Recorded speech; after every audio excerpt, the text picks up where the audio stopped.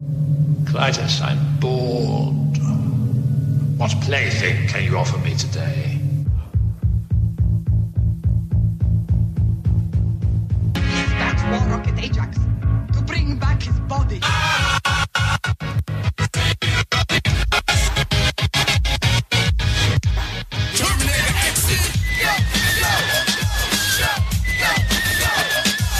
Hello, everybody, and welcome to War Rocket Ajax, the internet's most dangerous and destructive comic book and pop culture podcast.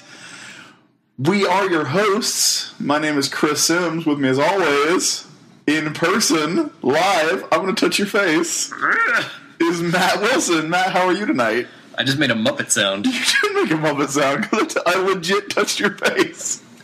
We are sitting in a hotel room in the Westin in Charlotte, North Carolina. There was this screeching noise of a wine bottle opener going across. It's called a corkscrew. Corkscrew is the word for that item. Been a long day. It has been. So, a little bit of explanation for our listeners. We had an entirely different plan for this episode of War Rocket Ajax going in. You may remember the last two times we've done HeroesCon episodes.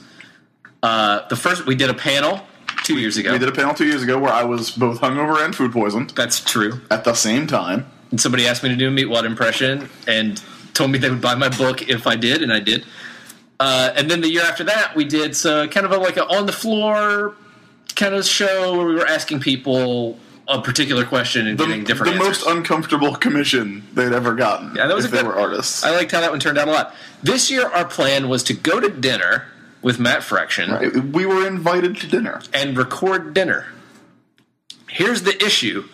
The restaurant we were planning to go to for that dinner, Mertz, which if you have not ever been to Charlotte, have never ever been to HeroesCon, Mertz is a soul food restaurant in downtown Charlotte that has great food. Amazing barbecue. And that gets packed to the gills at HeroesCon time. Now, I'll be honest with you. Both you, the listener, and you, Matt Wilson. I went to Mertz Thursday night at 6 p.m., and we got in, we got a table. I went with Josh and our good friend Dr. K, and we ate some food. But by the time I was done eating, that place was already packed in a way that will not let up until Monday morning. Correct. And we tried to go there tonight. There was an hour and 15-minute wait. It was a 75-minute wait. Yeah. And Matt Fraction and Chip Zdarsky was also with us. They had a long day, very long day, of nonstop lines. They just wanted to eat and be done, come back and rest. So instead we went to a pizza place. We got pizza. There was no real way to record the conversation. Right, and also we should point out there were seven of us. There was you, me, Fraction, Zdarsky, Chad Bowers, who is in the background staying quiet and reading the Jack Kirby Collector. Josh Kroc, who, of course, is the letterer on our books. He letters Cornix Jones, too, doesn't he? No, Dylan does. Dylan Todd. Dylan Todd does. But he was not. Dylan Todd was not with us. Dylan Todd was not with us. But we also had Kyle Starks, who's an amazing friend of ours. So there would have been, and we were at a long table. There was no way we could record anything at this pizza place. So we didn't. No, we didn't. And so what we're doing is we're sitting in Chris's hotel room, and we're going to just kind of record some thoughts about HeroesCon so far this year. We're going to talk. We're going to chat. This may go a good long while. It may be over 10 minutes from now. I don't know. But we're just going to kind of have a HeroesCon talk instead of doing our plan, and we'll see how it goes. We'll see if I open up my bottle of wine during this recording, or if it's over before I do that. Now, Matt, you got here this morning. It's already open. That was the sound of the corkscrew. Matt, you got here this morning, so you weren't here yesterday. I was not. It's interesting, because I don't think HeroesCon is as busy as it has been in previous years, and I've heard it said that's because they just did that new convention in New York City last week. And so a lot of people that would have been planning to come from other parts of the country to Charlotte would have went to Special Edition instead. Yeah. But I haven't really, I mean, it's not quite super packed, but again, 2 years ago they doubled the floor space of HeroesCon. I think it's a perception thing. Yeah. Because last year I felt like HeroesCon felt emptier than in previous years. And it's mainly because the floor is so much bigger. I feel like HeroesCon, more than a lot of other cons, attracts a lot of locals. Yeah, I will tell you, the line to see Kevin Eastman was a San Diego line. Yeah, and I mean, the lines for Fraction and... Yeah, the lines for Fraction and Zdarsky and Kelly Sue, too, just did not let up all day. Yeah, they were huge lines. I saw plenty of huge lines around today. And I will say, personal experience for me and Chad Bowers, we have had a total of 30 copies of Downset Fight. We have sold 29 of them. It is Saturday night. We have a day left. I'm pretty stoked about that. Yeah, that's... I'm pretty excited. Just so that I wasn't in danger of making money at this con, I actually bought the Jack Kirby Fourth World Artist Edition, the New Gods Artist Edition. And I also have bought... I got... Ramona Fraden is here, who is the co-creator of Metamorpho. You know, a legendary Silver Age artist. She's not doing commissions. What she's doing is she has these little 5x5 squares of Bristol board that she has done pencil sketches on, and she just lays them out on the table and sells them for $25 each. So I've spent $100 at her table just getting art. I got a Metamorpho and Sapphire. I got a Batman and a Robin, and I got Chad a Clark Kent, and they're beautiful. They're gorgeous. I've gotten some sketches, and I also bought 8 volumes of Atomic Robo from Brian. So that was my con experience so far. Writer Brian Clevenger, who when I went up to his table today, immediately asked how my coloring was going. It's funny. I ran into Matt Wilson, the colorist. We're gonna have him on the show. I invited him on the show. I've told him that he should come on the show for years, literal years now, and he's always no-sold it every time I've ever tried to talk to him. Well, look, when I went over to him, he had nothing but nice things to say about you. I'm he said, I love that Matt Wilson, Matt D. Wilson always writes about how I am his nemesis. He told me that unprompted. Well, that's good. I'm very pleased about that. To go back a little bit about something we were talking about earlier, the Special Edition NYC show. Right. I don't think he would mind me mentioning this. I was talking to Dave Marquez, who's a friend of the show. Friend of the show. Good guy, great artist. He is the current artist on Ultimate Spider-Man. Mm-hmm. Great guy. I was talking to him just about... He was at the Special Edition NYC show last weekend. He told me he was pretty burned out, pretty tired. And I kind of asked him... I think the effects of Special Edition NYC, personally, aren't necessarily going to be on HeroesCon. And that may bear out or not. But I feel like the effect would be on New York Comic Con. See, I don't know, because New York is obviously like a really big market and a really big city. And having a con in June, I don't think is really going to affect having a con in October. Although I guess, like... I think the effect is more on creators than audiences. They're not going to want to make that trip twice, you know. Unless they're local. Chad, do we have a question from Chad Bowers? Yeah, thanks, guys. Chad Bowers? Did they not say at the end of the show today that they had set an attendance record, though? Did they? For HeroesCon? I thought that's what they said over the loudspeaker. They might have. I didn't hear the full announcement. All I heard was a woo! Yeah. So, I mean, that sounded That could have just been Ric Flair. Like, Ric Flair may have just been here. We're in Horseman country. Hang on, I think I hear him now. Woo! There he is. Echoes on the wind. This is total tangent, but this is Warrock at Ajax, so who cares? I have not seen like a ton of wrestlers here this year. And one of the weird trends I've noticed at cons all year long is more and more wrestlers appearing at them. There's never been, like, HeroesCon doesn't do, like, any outside media guests, though. That's true. Although Virgil, I guarantee you Virgil has been here before. Has Virgil been here, Chad? Has wrestling superstar Virgil been here? I don't know. I swear to God he has. We ran into the Man Scout Jake Manning last year, but, like, he was just at the show as a fan because he lives in Charlotte. I've seen Christopher Daniels at shows. Now, he's doing comics-related stuff, right, too. He's got that book with the Tiny Titans guys. Balthazar and Franco. Yeah. I saw Jerry Lawler at C2E2, as I mentioned. Doing sketches and totally not wanting to talk to me. Of course. Kevin Nash was at C2E2. Right. I got into a conversation with Kyle Starks about wrestlers being at other cons this year, kind of all over the place. And so having a lack of wrestlers at Charlotte's Comic Con seems strange. Yeah, because, I mean, the Mid-Atlantic Sportatorium is not far.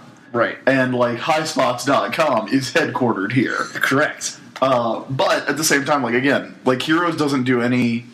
Heroes, the thing I love about Heroes, no media guests. There's no TV. There's, like, the cast of Walking Dead is not here. The closest they've ever gotten is Stan Lee last year. But he at least wrote a lot of fucking comics. Yes, and Lou Ferrigno was here many years ago. I think when one of the Hulk movies came out, Lou Ferrigno was here. But Stan Lee was in this like weird metal separate room from everybody else the year he was here. Stan Lee was in the Leatorium. He was. He was in the Stanatorium. So the Excelsior Pod. But back to New York Comic Con and Special Edition. Like, I just can't help but feel like the effects will be on the other New York Comic Con, not the immediately following con. I bet it would probably be on Mocha more than New York Comic Con, because I don't think New York Comic Con's going anywhere. Yeah, you know, I kind of wish it would. But maybe an effect on like SPX. I don't think so though. Yeah, but I think look, I have no idea who was at Special. I mean, here's who I know was at Special Edition: Dave Marquez, which I just found out. Yeah, and Bethany Fong. Yeah, Betty Fallon. But when I was talking to Dave, he was like, I was like, so you went to Special Edition? Are you going to go to New York Comic Con in October? He's like, no. I think it might affect guests, and I don't know. I'm sure the Repop people have a plan. Yeah. For those two shows. Yeah. They also seem backwards to me, though. Do they run? Does the same company run Special Edition? That was my impression. I may be wrong about that. Huh. That's weird. But here's the other thing. This kind of occurred to me while I was talking to Dave. Shouldn't the con that's more kind of like movie-based and TV-based happen in the summer? In the summer. And shouldn't the comics one happen in the fall? Well, I think that if they're putting it in the summer, because NCCC or NYCC is the big con. Yeah. And they don't want to have it fucking 4 weeks before San Diego. That's probably true. Because then nobody's... Well, and I guess the other thing is the cons never promote anything that's coming out that year. Yeah. It's always what's coming out next year. Yeah, nobody from Guardians of the Galaxy is going to be there. It's always going to be like what just came out or what is coming out next year. Oh, I don't remember who I was talking to about the wrestlers at cons. It was Matt Fisher, one of the hosts of chess player, the Life Leave Me Alone podcast. The chessman. The chessman. No, he's one of the hosts of the Life Leave Me Alone podcast, and he was talking about there's a new Wizard World coming to Richmond. How did those still exist? There's a new Wizard World coming to Richmond the week before SPX, which is making a lot of people mad. Which cast members from Lex are going to be there at Wizard World Richmond, Virginia? He was saying that Batista's going to be there. Of course. I almost said it JR style. Batista! If he's there as a wrestler, Batista's going to be there. If he's there as an actor, Batista's going to be there. That's true. Batista's the only one I remember, but he started listing off a bunch of wrestlers who are going to be at that new Wizard World. Wizard World. Yeah. I've never been to a Wizard World show. Neither have I. You didn't go to Wizard World Chicago? It's not in Chicago. Like, the show I always wanted to go to was C2E2 because it was in the city. Wizard World Chicago's in Rosemont. I am unfamiliar with the geography. Is that like a Columbia to Greenville thing, or is that like a Richland County to Lexington County sort of thing? It's near the airport. It's near the airport. Okay. It's out of the way. Okay. And like I don't know, I got all I needed from C2E2, and never felt a need to go to Wizard World Chicago at all. Well, I've never been to a Wizard World because I don't really care about the cast of Mutant X. I love the notion that Wizard World shows are still exactly what they were in the 90s. I mean, I get the PR. I see the guest lists. Yeah. But yeah, like, again, that is what I love about Heroes. Like, it's twice as big as it was 5 years ago. Like, literally twice as much floor space, and it's wall-to-wall comics. It really is. Which is amazing. I love it. Well, just look at the amount of floor space that's dedicated to Artist Alley. Yeah. You can't ignore it. It's half the con. It's more than half the con. Yeah. But, like, I've never been to NYCC, but I've heard about like NYCC being divided into like the main show floor, and then Artist Alley is off around a corner somewhere, Right. where you don't have to go. Yeah, there's a great Artist Alley at New York Comic Con, but it's a separate Artist Alley because it's in like an addition on the building. It can be easily ignored if you want to ignore it. It can be easily missed because actually is a weird, like, small press Artist Alley on the main floor. Yeah. But I don't know why anyone would go there. But if you're at HeroesCon, you're gonna go into Artist Alley. Yeah. Yeah, and people are clearly looking to spend money. Yeah. Like, people are buying stuff. Yeah. So, speaking of buying stuff, let's talk about what we took away from HeroesCon so far. Now, Chris, you've listed off a few things. Right. What else have you? I know you've got some sketches. Right. I've got 2 sketchbooks in circulation right now. I've got my Tokusatsu sketchbook that I've been working on for a couple cons, and I've just got a new. The theme of this one is Chris's favorites. It's I only have 2 sketches in it. Page 1 is Destro by Tom Fowler. Page 2 is Tintin by Kevin Mellon, and they're amazing. And I got one in my Tokusatsu sketchbook, which is Jordan Gibson drew Japanese Spider-Man, and it's amazing. And Jordan Gibson, I told him I had a Tokusatsu sketchbook, and he was like, "I want to draw Spider-Man," and then he showed me his phone. He showed me the same thing. 94 pictures of Japanese Spider-Man. Not 94 pictures on his phone. Like, on his phone, he has 94 pictures just in his Japanese Spider-Man folder. And he knocked it out. It's beautiful. And then Wook-Jin Clark, the artist of Mega Go-Go, is doing something for me right now, overnight, that I told him to do whatever. I kind of want him to do the Megazord, but he can draw whatever. Yeah. He's a good guy. Let's see. Did I get... I can run through the stuff I took home today. Yeah, do it. I got some Kickstarter rewards. Picked them up in person. I got Jordan Witt's Scarred for Life. Yeah, I got that. In print. I got Kyle Stark's Sex Castle in print, finally, which is very exciting.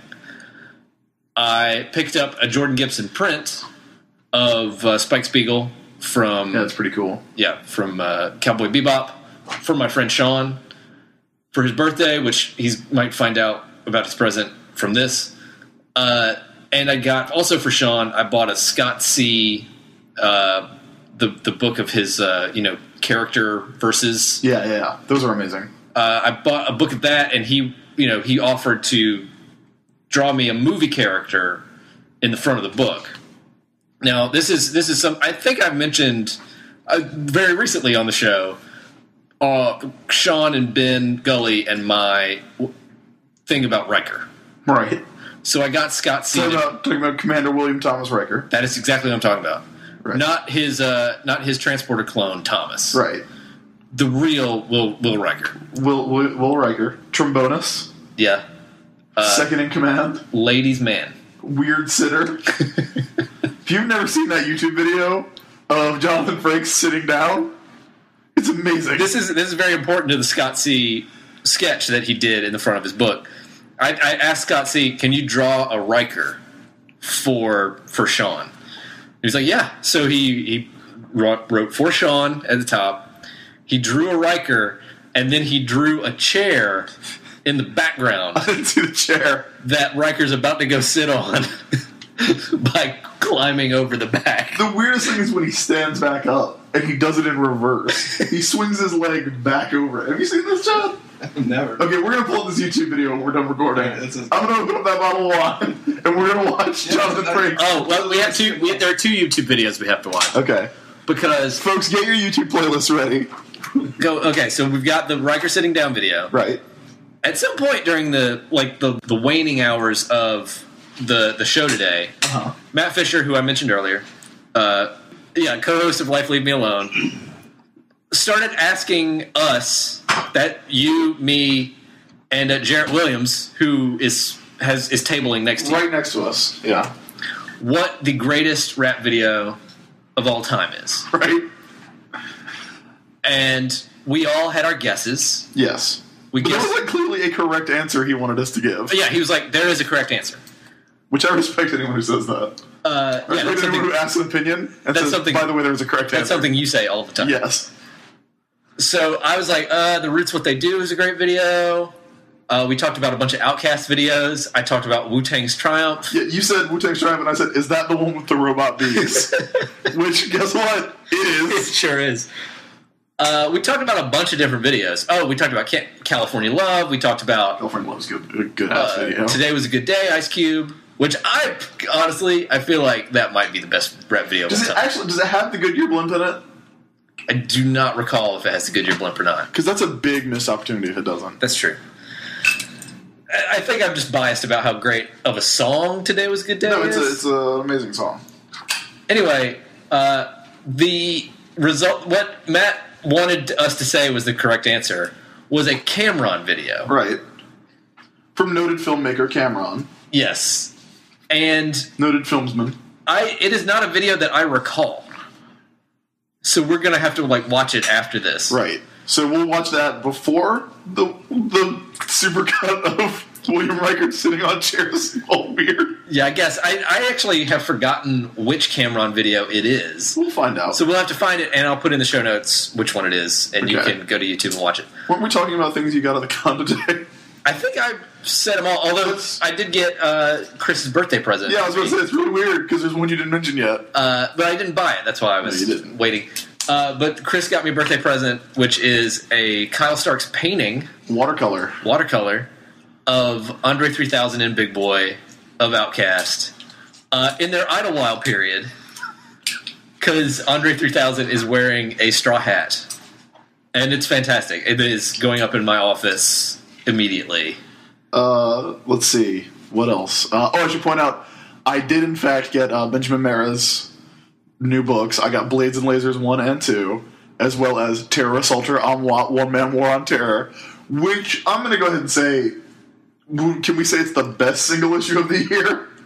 I mean, Sex Criminal 6 is pretty good, but Terror Assaulter, One Man War on Terror has the greatest sex scene in comics history, and that's put up against Sex Castle. I'll just say this about One Man War on Terror. It has characters constantly announcing what they're doing. All the dialogue in One Man War on Terror is everyone just stating It's what not is happening. all the dialogue. Sometimes the dialogue is people just saying things for background noise or to establish that they are doing something. My favorite thing in that book is that there is a sex scene, and when the sex scene is over, the woman goes, and I said this on the last show, it's even funnier now. The woman goes, I don't even know your name. And he goes, let's just say I killed the bad guy. That's the other thing that I love about it, is that virtually everything Terror Assaulter says starts with, let's just say, and then what he's going to say in quotation marks. Yeah, it's because he wants you to say it. It is brilliant. I got those. I got Blades and Lasers, which is also great.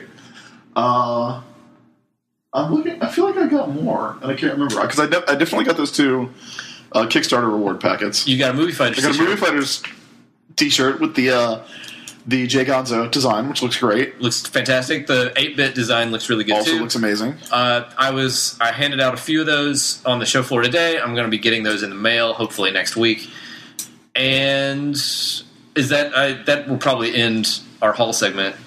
I'm planning on getting some more stuff tomorrow. I've got a list of paperbacks that I need to get to fill up my bookshelf, and I'm planning on getting some more art. I should say, my good friend Sage Coffee, who's she's a SCAD artist.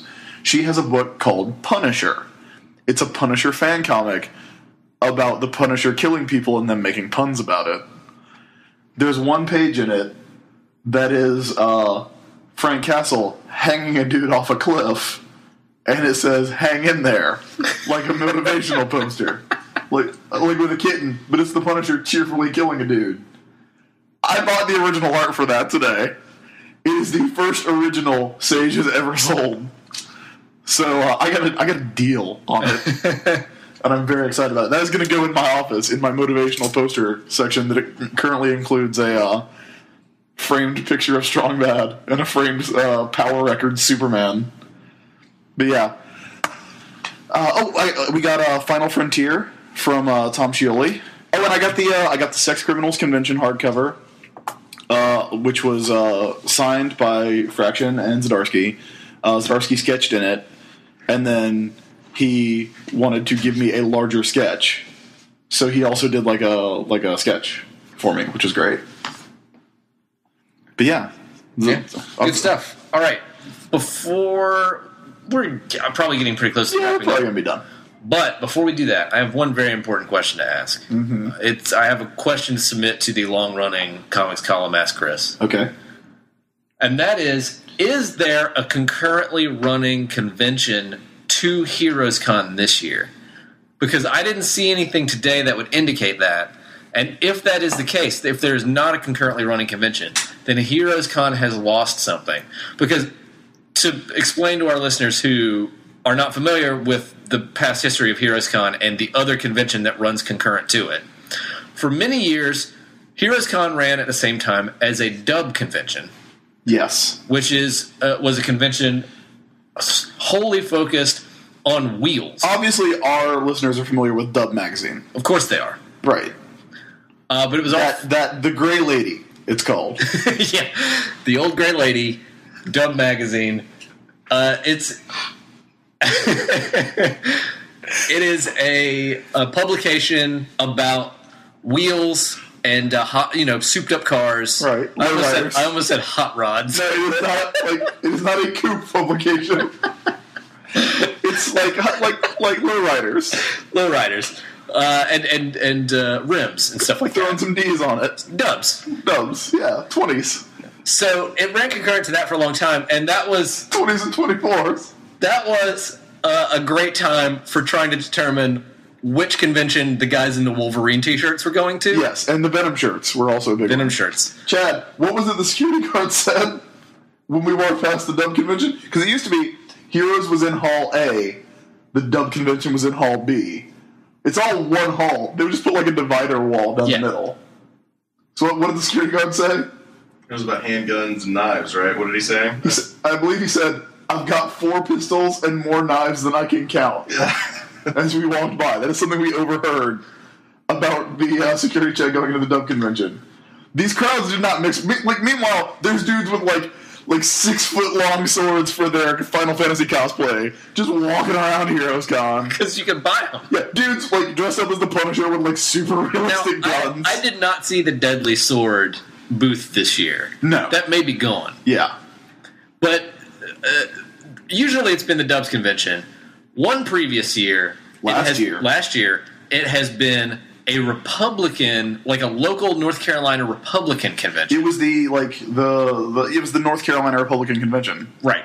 The North Carolina Republican Party was in another area of because now HeroesCon takes up both A and B. They don't put up the divider. But there's a second floor on it. But there's a second floor, and the Republican convention was taking up the second floor. Mm-hmm. And that was the year that I had the experience of going into the elevator and meeting a guy who asked me how the comic convention was going, and I told him, it's good. He had a big mustache. He was wearing, tons of, Republican flair. It was look,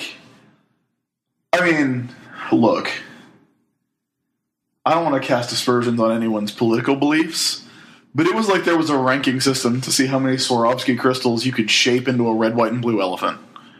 True. It was like Judge Dredd levels of giant badges. That's true. The chief Republican would have had one that was the size of his chest. So this particular guy, Republican. Write that down, Chad. Chief Republican. So this guy gets in the elevator with me, and he's like, "How's the comic convention going?" And I tell him, "Oh, it's going great. I had a great time today." And he says, "I'm into that kind of stuff. I'm into weird stuff. I went to Roswell." That's amazing. I wonder if that was the same guy who I was in the elevator with. He also had a mustache and was bald. This guy had crazy hair. Okay. And he was he basically said the same thing, but he was like, "Yeah, I was the president of the sci-fi club at my college." I was like, okay, so that's how you turned out this. Well, this guy was like, I went to Roswell, and I go, "So are you into a lot of alien conspiracy stuff?" And he's like, No, not so much. I just find it interesting. And I said, "Yeah, and it's a big moneymaker for that town too." And he was just like, He just like kind of nodded at me and didn't have anything left to say. And so I was like, okay. And the elevator opened, I walked out. And it was weird because the Dub Convention and HeroesCon could not have been less interested in each other. True. Like the two crowds would because the Dub Convention would have like a night show because like Ice Cube performed. Our friend Rochelle shared an elevator with Ice Cube once at Heroes. But so people would be leaving HeroesCon while they were going into the Dub Convention. And it was like oil and water. Like the two crowds like merged and then separated. But I think the better explanation for that is like there's not actually that much. There wouldn't be that much animosity between Dub Convention and Comics Convention because Comics Convention people are like, okay, great cars. Yeah. And the Dub Convention people are like, Wolverine's cool. Yeah. I don't even mean animosity. I just mean like, there was no... Yeah, like nobody just cared. Nobody cared.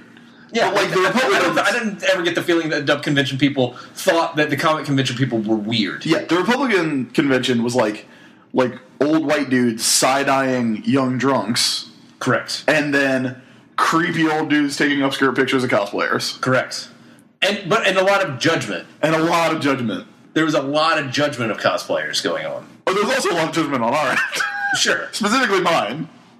Well, okay, yes. I don't think Karl Rove was getting sex criminals signed. If you didn't already know, the wine has come out. Yeah.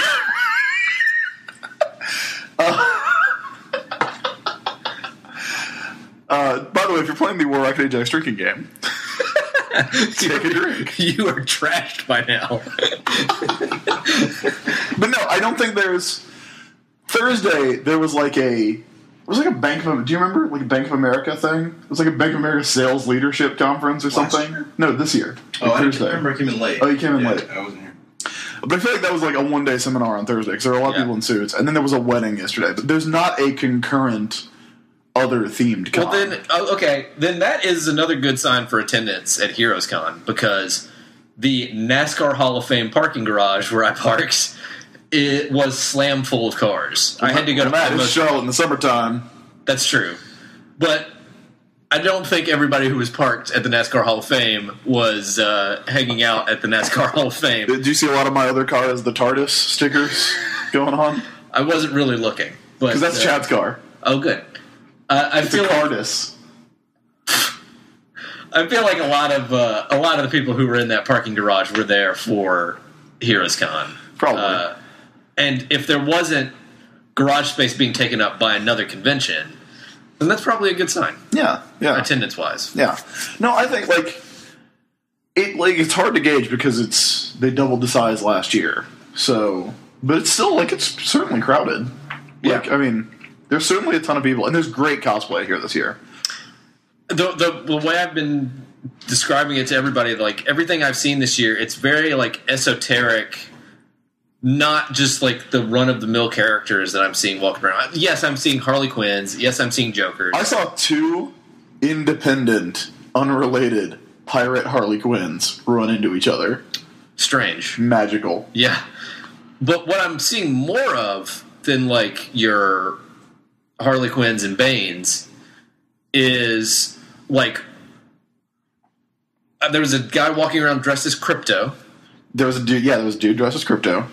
So a lot of more kind of obscure, strange characters. Ken Lowry, who will never be on the show, posted a picture of the Bonfire of the Vanities cosplayers that he saw. Now, I saw a group of Death Becomes Her cosplayers. That's what it was. It was Death Becomes Her. Death Becomes Her. Now that that's really specific. Well, it reached it felt like the cosplay was you know what? We just want to dress up as these characters we like, and it doesn't matter if they're in comics or not. Yeah. I just like these characters. There was a really good Vault 101, Vault Dweller, or Lone Wanderer, I guess, yesterday. The best one that Chad and I saw today was Hip Hop Deadpool, that cover. But he had a giant boombox with him that was pumping out Nicki Minaj songs. So 7-year-olds were coming up and getting their pictures taken in b-boy poses. Well, Nicki Minaj, as a guy who was sitting next to me was like, this song is about Nicki Minaj riding dick. And it's yeah, I know, it's great. It's fantastic. He was up by the Starbucks. I'm pretty sure that's a violation of the HeroesCon harassment policy. There's been a lot of that going around. I mean, no, not in a bad way, like in a fun way. But you know what I mean. There's been a lot of jokes about it. We saw cut it out. We saw a great hitman just as we were leaving the floor. He had the eyes. Which I recognized the coat, and then he was like, yeah, I love him, man. And I was like, oh, he got the eyes. It's not just that the cosplay was unique, but also like really well done. Yeah, and obviously, Bethany and Alicia are here. So, Alicia was Batgirl yesterday, and she was Captain Harlock today, which is a great suit. Yeah. And do you remember what Bethany was yesterday? Because she was Batman girl today. Right. Not Batgirl. Batman girl. Do you remember? I think Bethany might not have been dressed up yesterday. Maybe not. She was probably just Bethany. Probably just in her regular... Yeah, because look... Big bow Bethany clothes. Yeah, it's about 108 degrees outside. It is hot. It is hot. Yesterday, from my understanding, was particularly muggy. Yeah. So anybody in cosplay, is going at their own risk. Yeah, there's been a lot of really, really fun cosplay. Yeah, everything I've seen I haven't seen one terrible cosplay outfit, or even when people try to half-ass cosplay. Yeah, it's been that fun kind of half-ass. Yeah, where it's part of the joke. Yeah. When we came in this morning, I don't know if it was going on when you came in because you got here a little earlier than I did. But when I came in this morning, in one of the stairway, in one of the balconies that's above where you come in, DJ Spider was up there as John Romita, Mary Jane. Yeah, she was up there when I came on the decks, on the wheels of steel. It was pretty great. Yeah, she was pretty cool. Yeah, we've seen a lot of really cool costumes. We also saw Supergirl in the fountain getting her picture taken by professional photographers. Yeah. Which is weird because Supergirl is not a water related character. This kicked off a debate between Chad, Kyle Starks, me, and Josh Kroc about why she would be in the water, and my explanation was, well, she just got hot and she needed to cool off. And Kyle Starks was like, no, she wouldn't feel heat. I think she can feel heat. I don't think she can feel I don't think it hurts her. But Superman used to clean his costume by flying into the sun. But when you're hot, it's not like it hurts. It's just uncomfortable. Yeah, I've been hot. I've hopped in the shower. But yeah, was it Kyle who was saying that Superman couldn't feel a rock in his shoe? Yes. Yeah. Yeah, that's wrong. Superman just wouldn't be like, hang on, Lex, hang on, Brainiac, ow, there's a rock on my shoe. That wouldn't happen. But he'd be like, there's a rock in my shoe. Yeah, he would be like, hey, I feel that rock in my shoe. Yeah. It's not like... It's not going to break the skin. Kyle's apparent vision of Superman and Supergirl is that they're entirely calloused and don't feel anything. They're like that guy from that James Bond movie who has a bullet lodged in his brain. That's right. Every day he moves one day closer to death. That's the one with Dr. Christmas Jones, isn't it? I think it is. Yeah, because that's the one with, what's her name? Sophie Marceau. You know what I heard about Christmas? It's the most wonderful time of the year. Bad movie. It's not good. Is that the one? That's not the one where he's in the North Korean prison, is it? No, that's the last Pierce Brosnan movie. Die Other Day. They left me in that prison for a year. It starts out so good, and then the movie after the opening credits is the biggest garbage James Bond movie. Garbage. Don't they do the theme song? I think that was an earlier one. The world is not enough. That was the one. With Scott Ball. The what? No, not Scott Ball. Come on, Massalas. Come on, do it real quick. Come on, do it. No, Chad, do it. Not my show. Chad, do it. What was that? Wait, hold on. That's it. What is it?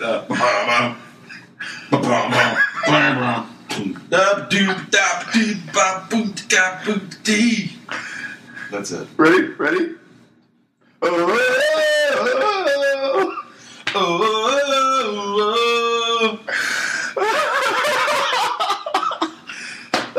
I think it's about time we brought this podcast to a close. Yeah, I think you're probably right. I knew as soon as I started talking, that's the way we go. This is falling apart. No, it's great. Thanks for listening, everybody. Be Let's sure do every story ever. No. Let's do a one-man war on terror. Is at the top. Be sure to go check out our website, which is warrocketajax.com. If you would like to send us an email, you can do that at warrocketpodcast@gmail.com. Check us out on iTunes. Go there and search for War Rocket Ajax to find the show. If you like the show, leave us a review. The more good reviews we get, the more we are featured there, and that is great. And I guess we'll tell you where you can find us on the internet. All you have to do for me is go to about.me/Matt D. Wilson, not the colorist. Chris, where can everybody find you What's online? that D? What's that D? Danger. Yeah, it is. Everybody can find me, of course, at comicslines.com every single day of the week. You can also find me on Twitter at the ISB. That's B as in Bocephus. But if you'd like access to all of my projects and creations and work elsewhere, please check out about.me/Chris Sims. That's CHRISSIMS. Thank you all for listening. This has been War Rocket Ajax number... I think it's 210. 210? Yeah. War Rocket Ajax number 210, live from HeroesCon in the hotel room with a bottle of Rex Goliath, His Royal Majesty. Thank you for listening. And come next year. If you're not here, come here. Yeah. And we'll have fun. And we will not try to record a podcast at Mertz. Yeah! It's for every one of us. It's not for every one of us. It's time for the body, hand, every man, every woman, every child, everybody flash. We owe everything to Flash. Hail, Flash!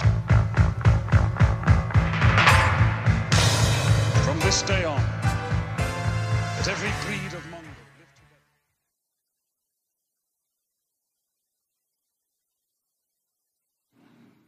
We're recording. Do you want me to do the intro? Yeah.